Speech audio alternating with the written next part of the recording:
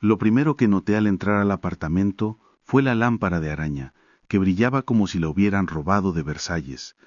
Mamá daba vueltas en el centro de la sala, riéndose de algún chiste que papá había contado, mientras mis primos se despatarraban en los sofás de cuero nuevos que le había ayudado a elegir hacía meses. «Por fin un lugar que parece sacado de una revista», dijo papá, chocando su copa de vino. Forcé una sonrisa, como siempre, fingiendo que no me dolía la idea de comer las sobras mientras todos los demás bebían vino caro. No había estado en casa en semanas, no porque no quisiera, aunque una parte de mí sí, sino porque el coste de la vida, el alquiler y la matrícula me habían dejado exhausta. No tenía dinero para ropa nueva, salidas nocturnas, ni siquiera para las pequeñas comodidades que ansiaba. Y sin embargo, de alguna manera, se habían gastado una fortuna decorando este apartamento y por primera vez me di cuenta de lo vacías que se habían vuelto sus sonrisas. Mi habitación, la que había ahorrado, decorado con esmero y llena de recuerdos, ahora era la habitación de invitados, de mis primos. «Solo son unos meses», dijo mamá, restándole importancia a mis protestas. Sus palabras, como siempre, no contenían ninguna disculpa, solo expectativas. Fui a la cocina y me serví un vaso de agua del grifo. Observé a mi primo pequeño, Miguel, revisar el teléfono que le había comprado para su cumpleaños. Ni siquiera sabía cuánto había ahorrado para comprarlo. No le importaba. A nadie le importaba. Y entonces apareció Carla, mi novia del último año, la única persona que sabía cómo era mi vida en casa. O eso creía. Ahora se reía con Miguel, apoyándose en él mientras yo permanecía torpemente junto a la encimera. Sentí una opresión en el pecho. Me recordé a mí misma que debía respirar, incluso mientras mi mente daba vueltas. ¿Me vio? ¿Se dio cuenta de que nunca soy a quien nadie agradece, a quien todos usan? «Estás muy callada esta noche, Alex», dijo Carla, mirándome por fin. Su sonrisa no llegó a sus ojos. Algo no cuadraba. «Estoy bien», murmuré, aunque no lo estaba. Por supuesto notaron mi silencio. Siempre lo hacían. Pero en lugar de preocupación había un brillo en los ojos de mamá, el brillo de alguien a punto de blandir el control como una espada. «¿Por qué no te sientas?», preguntó. «No es como si tuvieras otro lugar a donde ir». Eso me dolió más que cualquier insulto. El apartamento era técnicamente mío solo de nombre. Cada centavo que ganaba se destinaba a mantenernos a flote, pagar la matrícula y cubrir las facturas que mamá convenientemente olvidó pagarse a sí misma. Y sin embargo, aquí estaba yo, un cajero automático invisible. «Deberías sonreír más», añadió papá. «Es una fiesta, después de todo». Reí en voz baja, y la risa me supo amarga. No por primera vez, recordé todas las noches que había pasado sin nada, todos los gastos personales que había pospuesto para que ellos pudieran tener más. El viaje de verano que supliqué solo para ver la costa una vez, negado. El portátil que necesitaba para la universidad, retrasado porque no podíamos pagarlo. Mientras tanto, mamá había volado a Madrid para una exposición de arte el año pasado, papá había reservado un fin de semana de golf con sus amigos y mis primos se habían dado un capricho al extranjero. Todo con mi dinero duramente ganado. Y ahora la mirada de Carla se posaba en Miguel, que ni siquiera me había preguntado por mis sacrificios. Sabía que no debía protestar delante de ellos. Ya lo había intentado antes, en silencio y con razón, y siempre terminaba con la misma vergüenza, culpa o burla. «Eres demasiado sensible», dijo mamá una vez. «Solo nos estamos divirtiendo.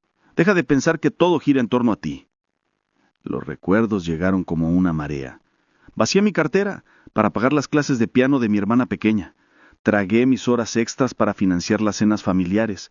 Dejé de lado todos mis deseos personales. Recordé la vez que acepté 2 trabajos extras para pagar el alquiler de los amigos de mamá cuando olvidó que su cheque estaba atrasado. Todos rieron entonces también, las mismas risas que oigo ahora. Y Carla sonrió con aprobación, o eso creía yo. Y aún así, a pesar de la exhaustión, la traición y la vergüenza constantes, me quedé.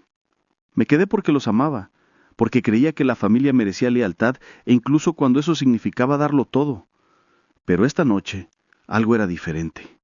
Lo sentí en la boca del estómago, una extraña mezcla de hambre y claridad. No podía permanecer invisible para siempre. Tenía registros, recibos, extractos bancarios, capturas de pantalla que demostraban años de manipulación, y esta vez no iba a dejarlo pasar, ni por mi orgullo, ni por mi sanidad. Carla rió de nuevo, acercándose a Miguel. Esa fue la chispa final. Sentí que la fuerza silenciosa y latente que había cultivado en la sombra de esta familia crecía en mí. Siempre me habían subestimado, me habían ignorado. Y me usó. Pero ya no era el mismo chico callado. Esta noche verían lo que realmente les costaba la lealtad, ciega o no. Las risas en la sala me irritaban como uñas en la pizarra. Apreté el teléfono en el bolsillo, sintiendo el peso de cada captura de pantalla, extracto bancario y mensaje de texto que había recopilado en los últimos 5 años. Cada pequeña humillación, cada centavo prestado que nunca devolvieron, cada trabajo invisible, todo estaba ahí. Y esta noche hablaría más alto que mi silencio. Miguel le dio un codazo a Carla. Deberías ver las fotos de mi viaje a Italia el verano pasado. El tío Alex pagó parte, ¿verdad? Su sonrisa inocente me revolvió el estómago con una mezcla de asco e incredulidad. Carla volvió a reír, inclinándose hacia él, rozando su hombro. Sentí una punzada de ira. Me aclaré la garganta. En realidad, pagué todo el viaje. Dije con voz firme pero baja. Todos se quedaron paralizados, volviéndose hacia mí. La sonrisa de mamá vaciló, una breve grieta en su perfección. ¡Alex, para! No, interrumpí, más alto. Ahora, no pararé. Esta noche no. Saqué el teléfono y lo deslicé hasta el primer archivo. Apareció una hoja de cálculo detallada en la pantalla, fechas, importes, compras etiquetadas para cada miembro de la familia, cada favor que había financiado. Las cifras ascendían a decenas de miles. He sido el banco invisible de esta familia durante años, dije, levantándolo. Cada vacación que tomaste, cada factura que olvidaste convenientemente, cada nuevo aparato o lujo pagado por mí. ¿Y ahora de repente soy el problema porque soy callado o porque te recuerdo que existo? Los ojos de Miguel se abrieron de par en par. Carla se quedó paralizada a media risa, mirando el teléfono. Papá se removió incómodo y el rostro de mamá palideció. «No puedes. Esto es ridículo», dijo mamá con voz temblorosa. «Somos tu familia, Alex. Nosotros...» «Me explotaste», dije, alzando la voz. «Explotaste mi lealtad, mi empatía, mi paciencia, y nunca lo reconociste. ¿Crees que porque soy callada, porque no me quejé, soy ciega? No lo soy». Pasé a la siguiente página, capturas de pantalla de mensajes donde mamá me había hecho sentir culpable para que pagara reparaciones de último minuto, recordatorios de cuotas de matrícula que cubrí sin quejarme, mensajes de papá pidiéndome que me encargara de las emergencias de la casa a las 2 de la mañana. «Siempre eres tan buena ayudando, Alex», había escrito una vez. «Tan buena haciéndote invisible». La cara de Carla se desvaneció. «Espera, ¿hiciste todo esto?» «Sí», dije con la voz tensa. «Todo». «¿Y tú?» La señalé a ella, sentada ahí con aprobación mientras él se atribuía el mérito, mientras tú le sonreías a Miguel como si no lo supieras. «Todo». Guardé silencio porque pensaba que el amor significaba lealtad, pero la lealtad sin respeto es esclavitud. La habitación se quedó en silencio. Incluso la charla de los primos se detuvo. Mi corazón latía fuerte, la adrenalina corría por mis venas. Podía sentir su vergüenza como el calor que irradiaba las paredes. «Tú no puedes probar todo esto», tartamudeó mamá. «Estas capturas de pantalla no cuentan toda la historia». «Cuentan la historia que te negaste a ver», interrumpí.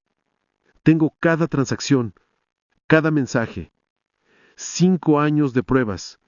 Y ya no soy invisible». La mano de papá temblaba al tomar su copa de vino. «Alex, esta es tu familia. No tires esto. No podemos...» «No», dije con firmeza, dando un paso al frente. Has tirado mi confianza, mi juventud, mi paz mental. Y ahora estoy tirando mis cadenas. Carla parecía como si la hubiera atropellado un camión. No tenía idea. Susurró con voz temblorosa. Pensé que éramos felices. Era feliz ayudando a la gente que quería, admití, sintiendo el aguijón de la verdad. Pero la felicidad no existe cuando solo te usan, y a mí ya no me pueden usar. Miguel, siempre ingenuo, nos miró. Alex, ¿esto es en serio? Sí, Miguel, es muy serio. Es la primera vez que me ves como siempre he sido, porque hasta ahora nadie le importó. Nadie se dio cuenta, y francamente ya no aguanto más que permiso para existir. Mamá se llevó las manos a la cara. Alex, no lo entiendes. Lo entiendo perfectamente, interrumpí. Entiendo que todas tus disculpas son demasiado pequeñas y llegan demasiado tarde. He guardado silencio durante años, esperando que el amor importara más que la codicia. Esta noche no es así. Ya no aguanto más. Y entonces empezó el caos. Voces superpuestas, jadeos, acusaciones, lágrimas. Papá gritó sobre justicia, mamá intentó recuperar el control, Carla se sentó en un silencio atonado y Miguel parecía genuinamente aterrorizado. Pero me mantuve firme. La silencia tormenta que se había gestado durante años finalmente se convirtió en un torrente. Respiré profundo. Me voy. Para siempre. No me llames. No me escribas. No esperes que te rescaten nunca más. Nadie se movió. Nadie habló. Caminé hacia mi antigua habitación, ahora un santuario para otra persona. Agarré mi bolso y me fui. Lo último que oí fue el sollozo de mamá, los murmullos de papá y el susurro de Carla. Debería haberlo sabido. Afuera, el aire fresco de la noche me golpeó como un bautismo. Sentí que un peso se me quitaba de los hombros, una extraña ligereza que no había experimentado en años. Caminé sin mirar atrás, las luces de la ciudad prometían libertad. Por primera vez no me sentí culpable, no me sentí pequeña, me sentía viva. La primera mañana después de irme me pareció irreal. El sol atravesaba la bruma de la ciudad en rayos dorados, rebotando en los cristales de los edificios de apartamentos que pasaba como un fantasma. Por primera vez en años no sentía las expectativas de nadie oprimiéndome el pecho. No tenía obligaciones que no fueran mías, ninguna deuda de gratitud que no me hubiera ganado. Encontré un pequeño estudio para alquilar en las afueras de la ciudad, modesto pero mío. La casera, una maestra jubilada llamada Clara, no pidió mucho más allá de la fianza y el primer mes de alquiler. Me recordó por qué la humanidad no había perdido por completo su bondad. Por primera vez, preparé un espacio que no era la visión de comodidad de otra persona. Un solo escritorio, una lámpara, una pequeña pila de libros que había guardado, un lienzo que no había tocado en años. Dormir esa primera noche fue extraño. Nada de gritos, nada de susurros al otro lado de la puerta, nada de culpa que me agobiara por desear la vida que merecía. Solo silencio. El tipo de silencio que permite pensar, respirar y empezar a reconstruir. Carla me envió un mensaje a la mañana siguiente. No respondí. Una parte de mí quería hacerlo, otra no. Sabía que estaba realmente sorprendida, probablemente sintiéndose culpable, pero también sabía que su presencia, antes reconfortante, se había convertido en un sutil reflejo de mi antigua trampa. Necesitaba espacio. Me necesitaba a mí misma. La primera semana, deambulé por la ciudad, recorriendo calles que había ignorado mientras estaba atrapada en las obligaciones familiares. Vi a músicos callejeros cuyas melodías teñían de color el hormigón gris, y los escaparates de cafés reflejaban historias de vidas vividas plenamente. Recordé mis pasiones, pintar, escribir, los números. Había ocultado estos talentos, pensando que nadie los valoraría. Me había equivocado. Empecé a trabajar como consultor financiero freelance, al principio en silencio. Amigos de la universidad me contactaron al ver una publicación sobre mi disponibilidad. Mis habilidades, perfeccionadas en silencio mientras todos los demás consumían mi trabajo, se convirtieron en mis salvavidas. Por primera vez, el dinero no se sentía como un arma en contra mía, sino como combustible para la libertad. Pagaba el alquiler, compraba comida sin ansiedad e incluso ahorraba un poco cada mes. Y sin embargo, el pasado me perseguía. Cada notificación del chat familiar era una trampa. Evité las redes sociales durante unos días hasta que me di cuenta de que su culpa, su caos, era su propia cruz. No necesitaba presenciarlo. Pasaron las semanas, luego los meses. Encontré una pequeña galería dispuesta a exponer algunas de mis pinturas. Escenas de mi infancia, expresiones abstractas de sentirme atrapado, de ver la vida pasar mientras el mundo a mi alrededor se entregaba a comodidades con las que apenas podía soñar. La gente conectó con ellos. Decían que mi trabajo tenía una honestidad pura. Finalmente me sentí vista, no utilizada, ni invisible, sino reconocida. Una noche, una alerta de noticias apareció en mi teléfono, un titular sobre mi familia. Al parecer sus finanzas estaban desmoronando. Los gastos excesivos de mamá la habían alcanzado. Los negocios turbios de papá habían llamado la atención legal. Carla había roto con Miguel por mentiras y manipulaciones que solo ahora entendía que ella había tolerado. Incluso Miguel parecía encogerse en público, humillado por verdades de las que se le había ocultado. Una fría satisfacción me recorrió. No era venganza ni regodeo, sino claridad. La familia que había conocido, que se había alimentado de mi lealtad, había comenzado a desmoronarse sin que yo la mantuviera unida. No era cruel, era solo causa y efecto. Caminé por el río esa noche, con las luces reflejándose como luciérnagas en el agua. Me di cuenta de cuánto había subestimado mi propia resiliencia. La ira, la tristeza, los años de ser ignorada no me habían quebrado. Me habían afinado, como una espada contra una piedra. Finalmente, pude ejercer esa fuerza bajo mis propios términos. Y sin embargo, no dejé que el pasado me dominara. Llamé a Clara, la casera, y le agradecí por darme este nuevo comienzo. Invité a algunos amigos a tomar café, riéndonos a carcajadas, sin la necesidad de actuar ni apaciguar. Cada momento de autonomía reforzaba una verdad que había luchado por creer. La vida podía ser mía, completamente mía. A veces pensaba en mi familia. Me preguntaba si entendían el precio de su manipulación, si la culpa les quemaba el corazón. Pero entonces me recordé que su responsabilidad era suya, no mía. Mi papel no era castigar, sino vivir. Finalmente volví a pintar, mi pincel capturando una luz que no había notado en años, sombras que había guardado en rincones tranquilos de mi mente. Cada pincelada era una declaración. Estoy aquí, soy libre, soy más de lo que me permitieron ser. Para cuando llegó el primer aniversario de mi partida, había construido una vida a la que no solo sobreviví, sino que prosperó. Tenía amigos que me respetaban, un trabajo que me valoraba y un espacio que me reflejaba. El pasado persistía solo como un recordatorio de lo bajo que había caído y de lo alto que podía llegar. Por primera vez, el silencio que una vez temí se convirtió en un compañero, no en una prisión.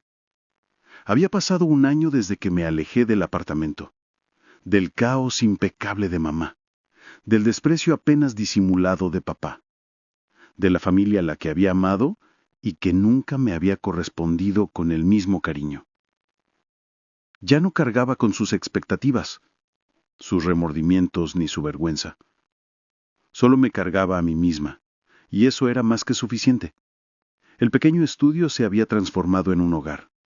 Mis lienzos cubrían las paredes, cada uno pintando un manifiesto silencioso de sombras de supervivencia, de traiciones pasadas, iluminadas por rayos de luz. Había empezado a impartir talleres de finanzas los fines de semana, ayudando a jóvenes profesionales a gestionar el dinero, mientras enfatizaba discretamente la independencia sobre la dependencia. Era irónico, quizá poético, que me hubiera pasado la vida apoyando a quienes me utilizaban y ahora enseñaba a otros a no dejarse utilizar. Mis mañanas empezaban con un café y el zumbido de la ciudad despertando bajo mi balcón. Nadie me exigía mi tiempo. Nadie me recordaba deudas que nunca tuve. Podía desayunar tranquila, leer las noticias sin preguntarme qué escándalo había tramado mi familia, y planificar los días a mi antojo. Mi independencia se había convertido en mi lujo favorito, y las noticias de la familia se habían vuelto aún más caóticas. El apartamento, antes reluciente, construido con mi trabajo oculto, se había vendido tras un impago. Mamá se había mudado de nuevo con parientes lejanos, intentando aún imponer lealtad donde no la merecía. Los negocios de papá se derrumbaron bajo el peso de las deudas y la mala gestión. Carla se había distanciado por completo, dejando a Miguel con la tarea de enfrentarse a la realidad que ya no podía ocultar, que la red de seguridad en la que había confiado no era más que la ilusión que yo había construido para ellos. No sentí alegría ni satisfacción. Sentí claridad. La relación de causa y efecto tenía un ritmo cruel pero justo. Simplemente había recuperado mi vida, y las fichas de dominó cayeron sin que yo las tocara. Una noche, apareció un mensaje de un número desconocido. ¿Eres Alex? Un amigo me recomendó tus talleres. Necesito orientación. Sonreí. Esta era la vida que había soñado. Autonomía, respeto y la capacidad de ayudar a los demás sin perderme en el proceso. Pensé en los años de trabajo silencioso, los sacrificios invisibles, la humillación, las traiciones y sí, incluso el desamor. Carla me había engañado, usando mi empatía como escudo para su culpa. Ese dolor aún persistía, agudo y amargo, pero ahora me impulsaba en lugar de aprisionarme. No me detuve. Ya no lloraba en secreto. Tenía espacio para respirar, crecer y prosperar. Un mes después, recibí un paquete anónimo. Dentro había fotografías del viejo apartamento ahora despojado de todo el lujo que había ayudado a comprar. Habitaciones vacías que resonaban como una confesión. No había ninguna nota. No la necesitaba. Sentí una extraña sensación de cierre. El espacio físico que una vez contuvo mi invisibilidad había desaparecido, borrado, como un fantasma de la vida que había soportado. Me serví una copa de vino y salí a mi balcón, con vistas a la ciudad. Las luces centellaban de una manera que nunca lo habían hecho cuando estuve atrapado dentro, desapercibido. Levanté mi copa en silencio. Por la libertad. Por la vida a mi manera. Por la fuerza que nunca supe que tenía, hasta que más la necesité. El teléfono volvió a sonar. Esta vez era un amigo que me invitaba a una exposición de arte. Hice una pausa al darme cuenta de que la vida que tanto anhelaba, respeto, reconocimiento y libertad, ya no era un sueño. Era real, tangible y próspera. Mi pasado había sido un crisol. Me había quemado, pero también me había forjado. Pensé en mi familia, ahora fracturada y en apuros, una advertencia sobre la dependencia, el derecho y el abandono. Una parte de mí sentía tristeza por ellos, un dolor apagado y distante, pero ya no dictaba mis emociones. Su caos les correspondía navegar, al igual que mi vida me correspondía construir. Y en ese momento comprendí algo vital. La liberación no era solo irse, era recuperar todo lo que me habían condicionado a entregar. Mi ira, mis lágrimas, mi trabajo, todo había sido mío. Ahora podía usarlos conmigo misma, y por primera vez, el mundo respondió. Las semanas se convirtieron en meses. Amplié mis talleres, vendí cuadros, incluso comencé un blog que detallaba mi experiencia.